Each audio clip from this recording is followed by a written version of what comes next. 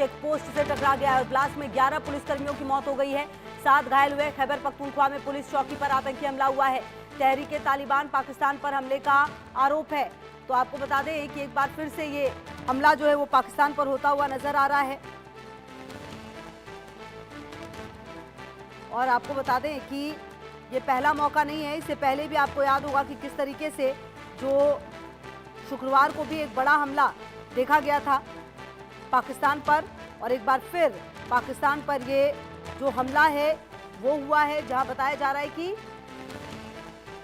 कुछ पुलिसकर्मियों की भी जान गई है। ये बड़ी खबर आपको बता रहे हैं। विस्फोटक से लदा वाहन चेक पोस्ट से टकरा गया है। पाकिस्तान में फिर बड़ा आतंकवादी हमला हुआ है, जिसमें कि तहरीके तालिबान पाकिस्तान पर इस हमले का आरोप लगा है। विस्फोटक से लदा वाहन जो है वो चेक पोस्ट से टकरा गया। ब्लास्ट में 11 पुलिसकर्मियों की मौत हो गई है, 7 घायल हैं।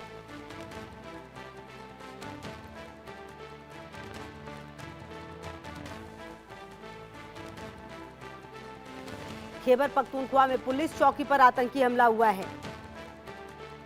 तो आपको बता दें कि खैबर पख्तूनख्वा में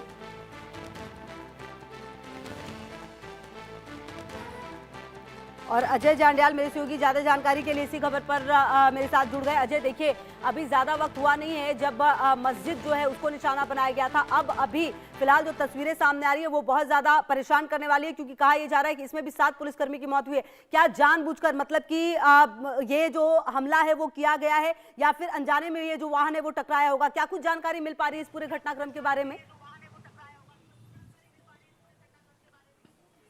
देखिए खुशबू, अगर आप पिछले कुछ समय से देखें तो पाकिस्तान में जो हालात बने हैं उसमें कभी भी ऐसा नहीं हुआ है कि कोई अचानक एक्सीडेंटली कोई ऐसी घटना हुई हो। ऐसे में ये लग रहा है कि तहरीके तालिबान पाकिस्तान की तरफ से एक बार फिर से टारगेट पाकिस्तानी सुरक्षा बलों को किया गया है, जिसमें इनकी मौत हुई है। हालांकि अभी तक इसकी कोई औपचारिक पुष्टि नहीं की गई है, मगर जिस तरीके के हालात पाकिस्तान के कब्जे वाले कश्मीर में लगातार देखे गए, खैबर पख्तूनख्वा में देखे गए, बलूचिस्तान में देखे गए, तो तमाम जो इलाके पाकिस्तान के हैं जहाँ पर पाकिस्तान के खिलाफ एक बड़े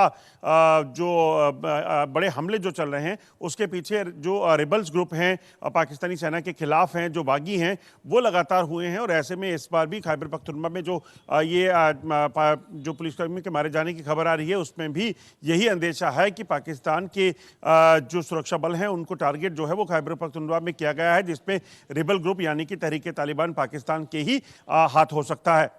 जी बिल्कुल। और कहीं ना कहीं अब देखना यह है कि जिस तरीके से ये पूरा हमला हुआ है अजय, देखिए पाकिस्तान अपने अंदर ही अंदर घिरता जा रहा है। अब देखिए खैबर पख्तूनख्वा में जो हमले हैं वो काफी तेज हो रहे हैं, दूसरी तरफ कभी इधर से थोड़ी शांति होती तो फिर बलूचिस्तान में BLA हमला कर देता है। मतलब कुल मिलाकर पाकिस्तान में स्थिति बहुत ज्यादा खराब होती हुई नजर आ रही है, खास करके इन 3-4 इलाकों में।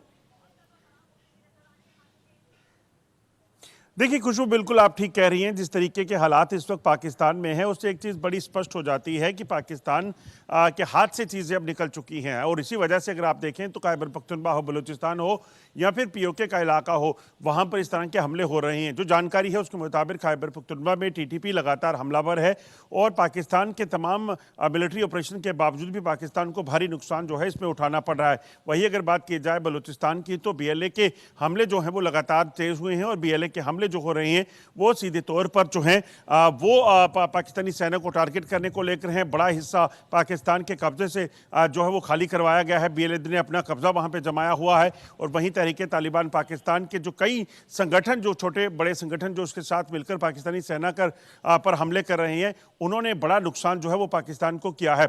आपको बताऊं सैकड़ों की तादाद में पाकिस्तानी सैनिक जो हैं वो पाकिस्तान में पिछले कुछ समय में मारे गए हैं, और उसके पीछे की वजह सिर्फ और सिर्फ राइवलरी है जो अलग अलग ग्रुप्स की इस वक्त पाकिस्तान के साथ चल रही है। बिल्कुल। और आप देखिए कि अजय कहीं ना कहीं पाकिस्तान जो अपनी आदत से मजबूर है, इस हमले के लिए भी देखिए वो कहीं ना कहीं भारत का नाम जो है वो लेगा। लेकिन कुल मिलाकर सच्चाई हम जानते हैं कि जिस तरह से पाकिस्तानी सेना ने पिछले कुछ समय में बलूचिस्तान खास करके जो BLA है उन पर जो जुल्म किए हैं, और जो खैबर पख्तूनख्वा पर जाकर उन्होंने वहां के लोगों पर जुल्म किया, अब उसी का ये परिणाम है कि अब वहां के लोग समझ चुके हैं कि उनके लिए इस तरह से जीने से अच्छा है कि जान दे दी जाए, और इस तरह के हमलों को अंजाम दिया जा रहा है वहां पर प्लानिंग करके। देखिए, बिल्कुल आपने ठीक कहा। जिस तरीके से आप देखें तो खैबर पख्तूनख्वा हो या बलूचिस्तान हो, खासतौर पे बलूचिस्तान की अगर बात करें तो 1947 के बाद से जब पाकिस्तान ने बलूचिस्तान पर कब्जा किया, तब से उन लोगों पर जुल्म और सितम पाकिस्तानी सेना के सरकार के वहाँ पे शुरू हुए।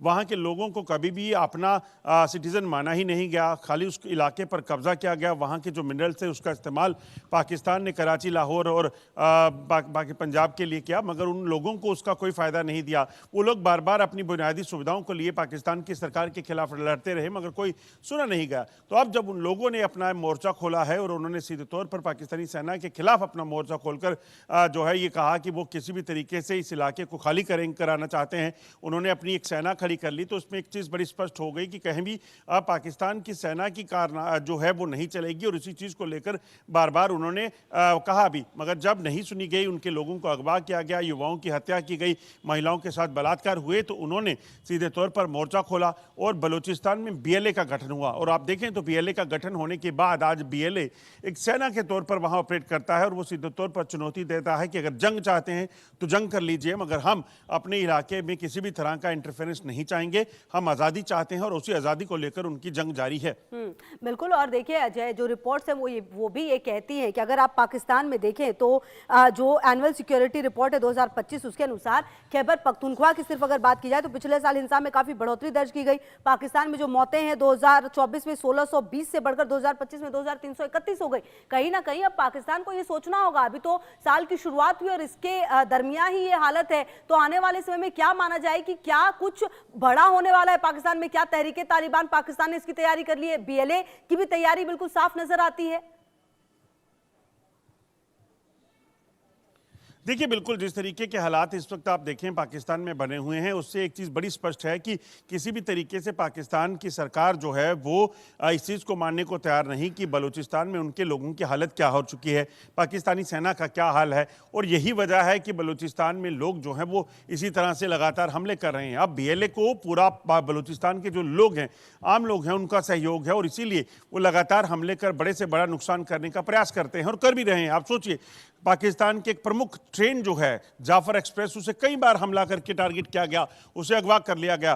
कितनी पाकिस्तान की गाड़ियां, पाकिस्तान के जो काफिले थे सेना के, उसको तबाह किया गया, उसको टारगेट किया गया। ये अपने आप में बताता है कि किसी भी तरीके से पाकिस्तान में इस वक्त पाकिस्तानी सेना की क्या हालत है। और वो फील्ड मार्शल अपने आप को कहने वाले जनरल जो हैं, उनकी सेना हर रोज मारी जाती है, जैसे आपने आंकड़े बताए हैं। सोचिए, 2300 से ज्यादा पाकिस्तानी सैनिक सिर्फ एक साल में मारे गए हैं। और वो किन में मारे गए? वो जंग में नहीं मारे गए हैं, वो जो अंतर कला चल रही है, जो अपने होम ग्राउंड पर उनको जो तैनाती किया गया है, उनको वहां पर मार दिया गया। और उसके बाद ये सिलसिला रुका नहीं है। आप सोचिए, बलूचिस्तान, खैबर पख्तूनख्वा, पीओके, ये तमाम वो इलाके हैं जहां पर इस तरह के हालात पाकिस्तानी सेना को देखने पड़ रहे हैं। बिल्कुल। और कहीं ना कहीं अजय, अगर समय रहते पाकिस्तान के जो हुक्मरान है, चाहे वो असीम मुनीर की अगर आप बात कर ले, अगर उनको भी ये समझ में नहीं आता है तो कुल मिलाकर स्थिति और ज्यादा खराब होगी, ये हमले और बढ़ेंगे। क्योंकि आप देखिए ना अजय, आप वहां के लोगों को कुछ दे नहीं रहे, आप वहां पर जाकर उनको परेशान करते हैं। महिलाओं के साथ वहां पर जो बर्बरता हो रही है वो देखा गया है, चाहे वो तमाम जगहों की, चाहे हम सिंध की बात करें, पीओके की बात करें, या फिर ये खैबर पख्तूनख्वा और बलूचिस्तान जिसका जिक्र हम लगातार करते हैं। कुल मिलाकर अगर यही स्थिति रहेगी अजय, तो ऐसे हमले और बढ़ेंगे और पाकिस्तान की सरकार को इसके लिए तैयार रहना होगा। देखिए, बिल्कुल आपने ठीक कहा। जिस तरीके के हालात इस वक्त बने हुए हैं, उन हालात में कोई भी अगर शख्स अगर देखना चाहे या कोई देखेगा तो उसे एक चीज़ समझ आनी चाहिए कि पाकिस्तान में आखिरकार लोग पाकिस्तान की सरकार और सेना के खिलाफ क्यों हैं। क्योंकि यही सरकार, यही सेना जिनको लोगों के बुनियादी मसलों को एड्रेस करना चाहिए, जिन मसलों को लेकर वो सरकार के पास जाते रहे, उसे एड्रेस करने के, उसे सॉल्व करने के, उसकी हल को देने के, उस पर जब असर नहीं हुआ और उसके बाद उन लोगों पर कार्रवाई हुई जिन लोगों ने शिकायत की, जिन लोगों ने प्रदर्शन किए, जिन लोगों ने आवाज़ उठाई, तो उसके बाद क्या होगा? आप किसी भी तरह से अगर आप देखें तो जब सब्र का बांध टूटता है तो उसके बाद पाकिस्तान में हालात जो बने हुए हैं वो होता है। बलूचिस्तान की हालत टीटीपी ने जो खैबर पख्तूनख्वा में किया, जो पाकिस्तान के कब्जे वाले कश्मीर में आने वाले समय में देखने को मिलेगा, ये चीज़ें जो हैं वो तभी होती हैं जब किसी भी देश की सरकार जो है वो आंखों से अंधी, कानों से बहरी हो जाती है। और पाकिस्तान में वही हुआ है और इसी को लेकर लोगों का गुस्सा, लोगों का रोष जारी है और इसीलिए उन्होंने अब एक मोर्चा खोला और सीधे तौर पर यह कह दिया कि अब सरकार की नहीं सुनी जाएगी, अब हम अपनी सरकार बनाएंगे, जिसको लेकर अब उन्होंने आज़ादी की जंग जो है वो छेड़ी हुई है। बिल्कुल। और कुल मिलाकर अजय, जिस तरह की स्थिति है उससे तो ऐसा ही लगता है कि आने वाले समय में एक बड़ा हिस्सा जो है वो पाकिस्तान से टूटकर अलग हो सकता है। शायद ये बात असीम मुनीर को और शहबाज शरीफ को समझ में नहीं आ रही, इसलिए बजाय इसके कि अपने देश को संभाले वो अमेरिका और चीन के साथ लगे हुए हैं, उनके साथ सोचते हैं कि डील कर लेंगे, लेकिन देश के अंदर की स्थिति ही ठीक नहीं है। कुल मिलाकर ये माना जाए अजय, ये कहना क्या अतिशयोक्ति होगी कि अभी की जो स्थिति है पाकिस्तान की, क्या ये वही स्थिति है जो बांग्लादेश से अलग होते हुए हो रही थी? क्या कुछ ऐसा ही सिनेरियो बनता हुआ नजर आ रहा है? देखिए, बिल्कुल आप सही कह रही हैं। जिस तरीके से 1971 में बांग्लादेश अलग हुआ था, उसमें भी इसी तरह से लोगों पर बर्बरता बरसाई जाती थी, तब भी उन लोगों को सुना नहीं जाता था, तब भी वहाँ पर हालात जो है वो ख़राब किए गए और इसी वजह से 1971 में भारत की मदद से ही पाकिस्तान से बांग्लादेश अलग हुआ। आज फिर उस बांग्लादेश के हालात ख़राब करने का प्रयास पाकिस्तान करना चाहता है, मगर एक और बांग्लादेश बनने की तैयारी में है। आप देखें, खैबर पख्तूनख्वा में सीधे तौर पर TTP का कहना है कि हम किसी भी तरीके से, किसी भी शर्त पर जो है अपने इलाके पर पाकिस्तान को अफगानिस्तान से अलग नहीं करने देंगे। वहीं बलूचिस्तान के लोगों ने तो UN तक में चिट्ठी लिख दी और कहा कि ये जो इलाका है ये पाकिस्तान का नहीं बल्कि हमारा इलाका है, हम आज़ादी चाहते हैं। और उन्होंने UN को ये कहा है कि आप हमें एक आज़ाद मुल्क जो है वो डिक्लेयर करें ताकि हम अपनी ज़िंदगी अपने तरीके से जी सकें। तो ये सारी चीज़ें जो हो रही हैं वो ऐसे नहीं हो रही हैं, ये तभी हुई हैं जब वहाँ के लोगों को इतना मजबूर किया गया।